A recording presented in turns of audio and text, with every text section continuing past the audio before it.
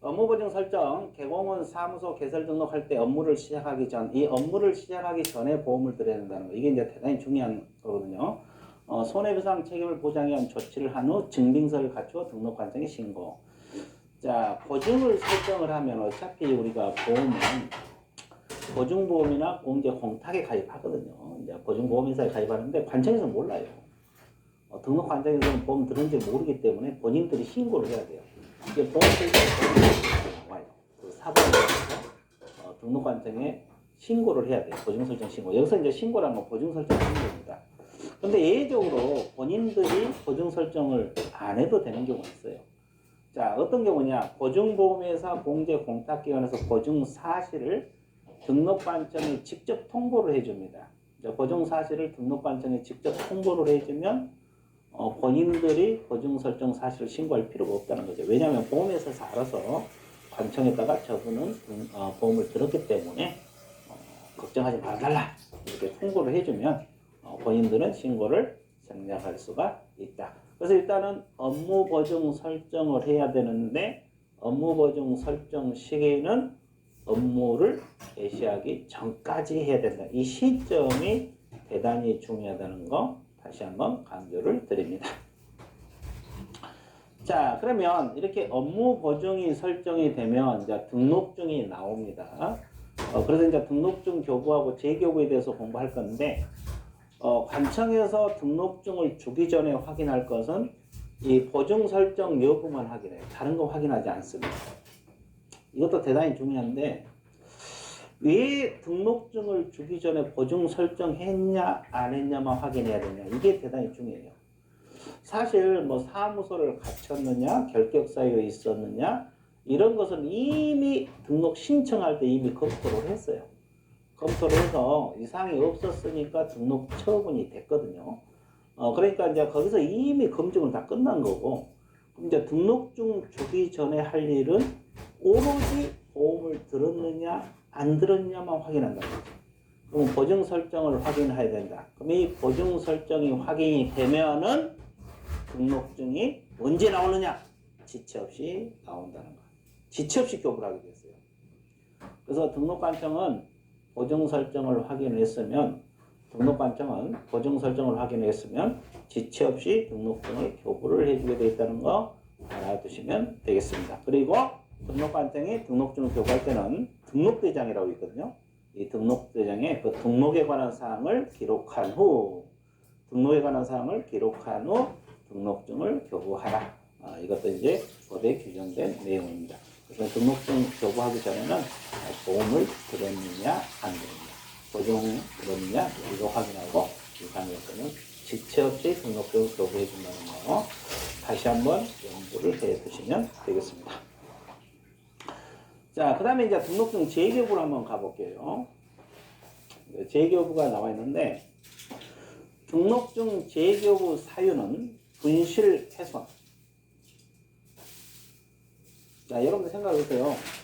등록증은 우리가 이제 사무소 개시하고, 여기다 개시하고 영업을 해야 되거든요. 그런데 이제 이게 분실하거나 못 쓰게 됐을 때, 훼손이 못 쓰게 된 거잖아요. 이랬을 때는 등록증 재교부 사유가 되는 거예요. 왜?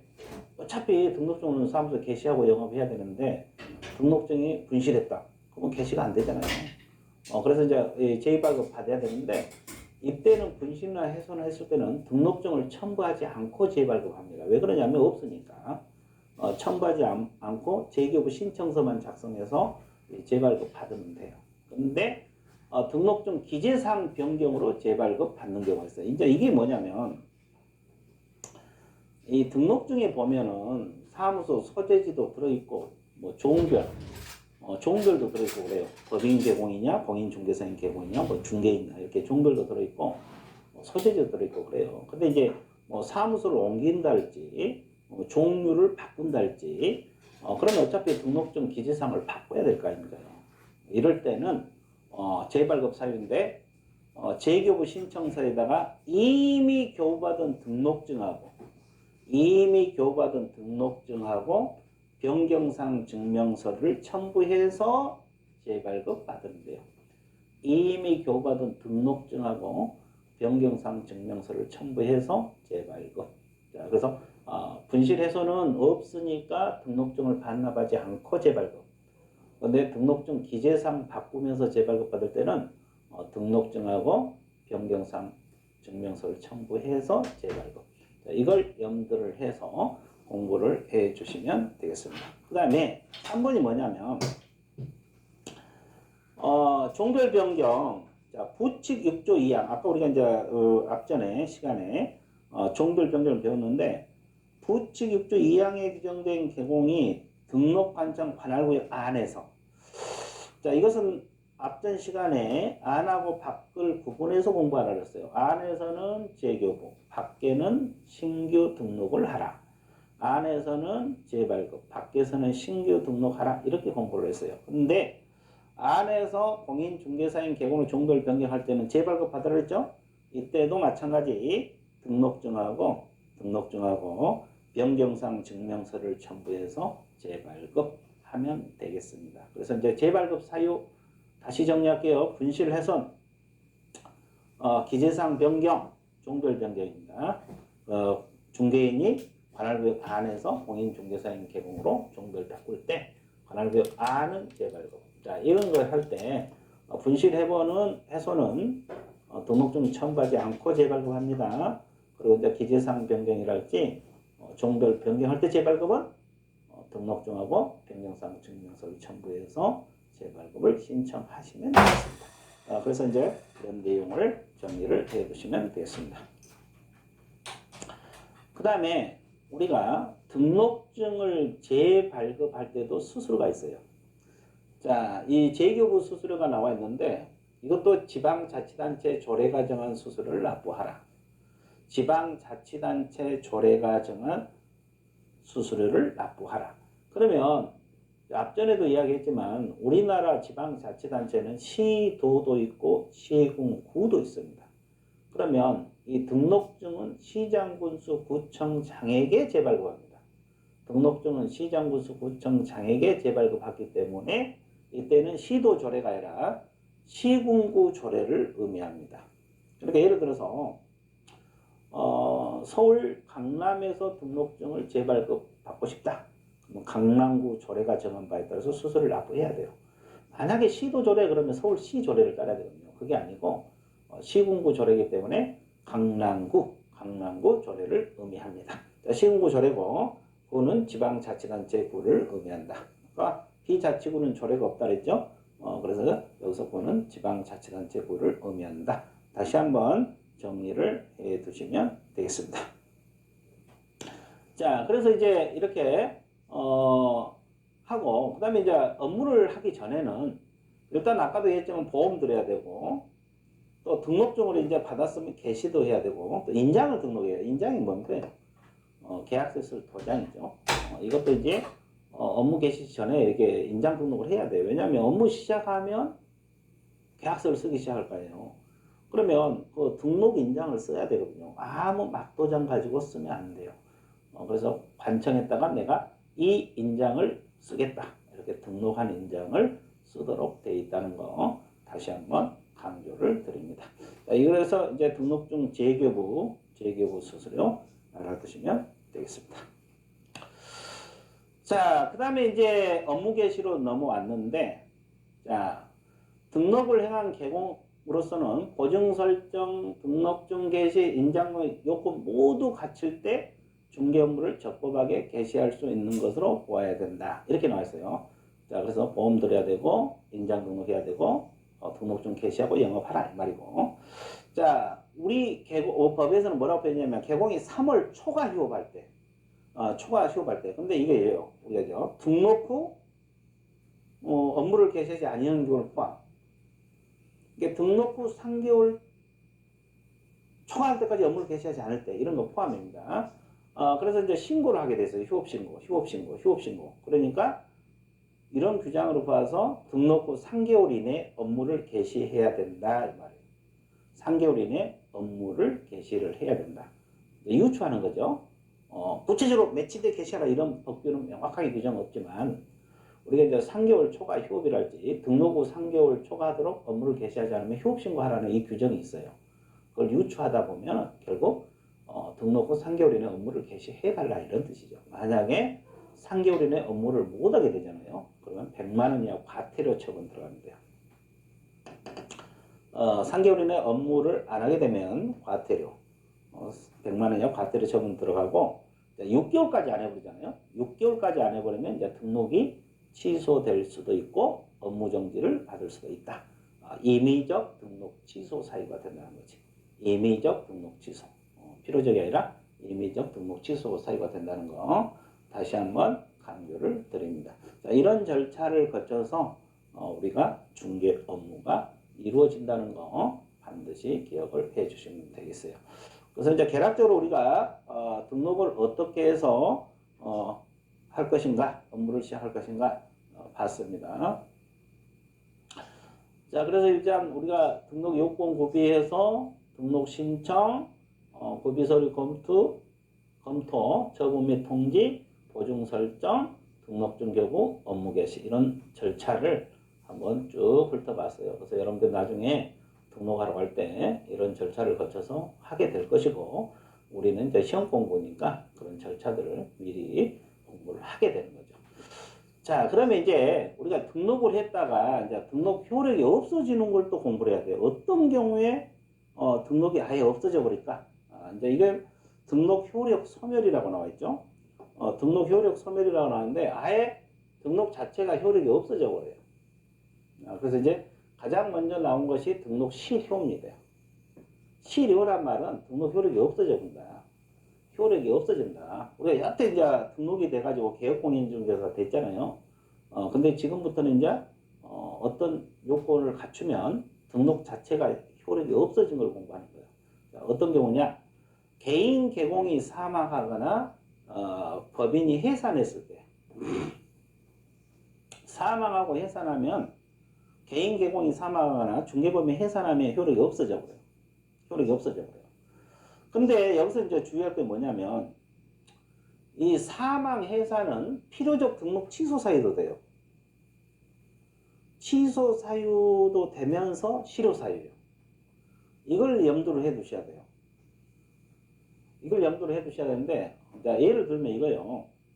자, 쭉 보시게 되면 A란 개업공인 중개사가 개인 개공을 이야기할게요. 개인. 그러면 여기서 사망을 해버리거든요. 중개업하다가 사망을 했어요. 근데 이 사망은 실효 사유도 되면서 취소 사유가 돼요. 필요적 등록 취소 사유거든요. 이건 반드시 취소한다 해서 줄여서 필치라 그래요. 필치 이렇게 취소 사유가 되거든요. 그러면 원래 취소란 것은 개공 효력이 있을 때 취소를 하는 거예요. 근데 우리 중개사법에서 뭐라 그랬냐면 사망할 때 이미 효력이 없어진다고 규정을 하고 있어요. 이때 실효가 되어버려요. 사망할 때 이미 효력이 없어져 버리는데 그러면 실효가 돼버렸으면 취소가 필요가 없어요. 근데 우리 법에서는 취소 사유라고 또 규정을 하고 있어요. 왜 그러냐면 의뢰인들 보호하기 위해서예요. 그러니까 일단 사망 해산은 이 실효 사유이면서 취소 사유라는 걸 알고 있어야 되고 그러면 이 취소도 여기 보면 실효 사유 중에 하나거든요. 이 실효 사유 중에 하나인데 그러면 실효는 언제가 되느냐? 취소할 때 실효가 되느냐? 그게 아니에요. 사망할 때 이미 실효가 된다는 거. 사망할 때 이미 실효가 된다는 거 다시 한번 강조드립니다. 자, 개인 개공이 사망하거나 법인이 해산했을 때는 실효 사유가 맞는데 이건 취소 사유도 돼요. 필요적 등록 취소. 그리고 실효 사유 되는데 그러면 언제 효력이 없어지냐? 사망할 때 이미 효력이 없어져요. 근데 우리 법에서는 별도로 취소하게끔 규정이 돼 있어요. 앞뒤가 안 맞죠? 앞뒤가 안 맞는 거예요. 근데 이제 그렇게 규정하고 있다는 걸 여러분들이 알고 있으면 돼요. 그래서 사망이나 해산할 때 효력이 없어진다는 거. 취소할 때 효력이 없어진 게 아니라 사망하거나 해산할 때 이미 등록 효력이 소멸된다는 거 다시 한번 강조드리고요. 자, 두 번째 등록 취소 처분. 자, 여기서 이제 또 이것도 주의할 사항인데 이 내용이 공부할 건 많지 않아요. 근데 이제 이걸 잘못 공부를 해놓으면 자꾸 흔들리게 돼요. 이거. 등록 취소 처분이 있어야지 효력이 없어져요. 그러니까 여기 보시면 취소 사유에 해당된다고 해서 효력이 소멸되는 것이 아니고, 소멸되는 거 아니고 아예 등록 취소 처분이 있어야 효력이 소멸된다. 이 지문. 자, 이게 왜 중요하냐면 예를 들어 볼게요. 예를 들어보면 이 취소 사유가 뭐냐면, 이 취소 사유가 여러분들 그 업무 정지 기간 중에 업무를 한다 가정을 해볼게요. 업무 정지 기간 중에 업무를 하면 안 되겠죠. 근데 업무를 했어요. 그럼 이건 필요적 등록 취소 사유예요.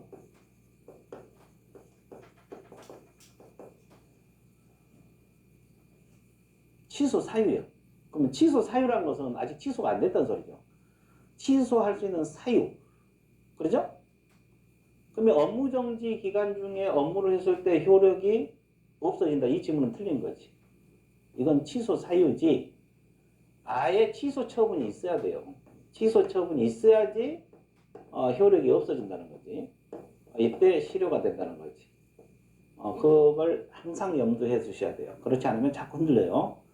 취소 사유가 있다 해서 바로 효력이 없어진 게 아니고 취소 처분이 떨어져야지만이 효력이 소멸된다.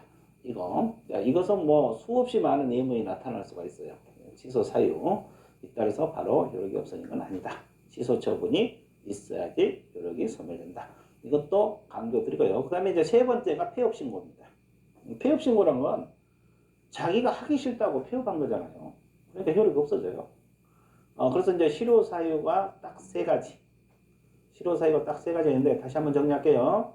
개인 개공이 사망하거나 법인이 해산했을 때 실효. 그 다음에 등록 취소 처분이 있었을 때 취소 처분입니다. 그리고 폐업 신고 들어갔을 때 이 세 가지가 실효 사유입니다. 자, 공부할 건 없어요. 근데 나중에 예를 공부하신 분들 내가 수없이 경험한 건데 실효 사유가 뭐냐 한 달 뒤에 물어보면 다들 천장만 쳐다보고 있더라. 기억이 없어. 공부할 거 많지 않은데 기억이 없어. 신기하죠? 그만큼 기억 속에서 사라진다는 소리예요. 그래서 자꾸 공부란 것은 반복을 통해서 기억을 삽입을 하셔야 됩니다. 기억 속에 넣어야 돼요. 자, 넘어갑니다.